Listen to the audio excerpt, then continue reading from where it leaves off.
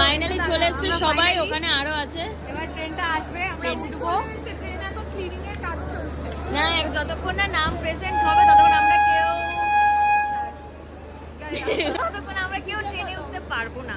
তো সেই কারণে এখানে কত জনের, এখানে আরো অনেক জনের লাগে যাচ্ছে, কিন্তু ছেলেগুলো সব কোথায় গেছে? কেমন এক্সাইটেড তোরা?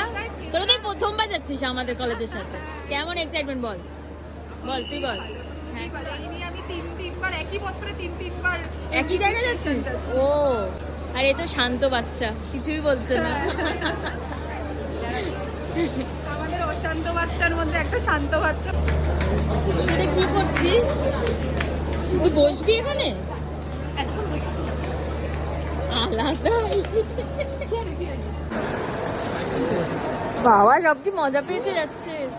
এই দেখি, এই যে ওর নাকি ট্রলি ফলি এখানেই রেখে যাবে বলছে। ও আচ্ছা।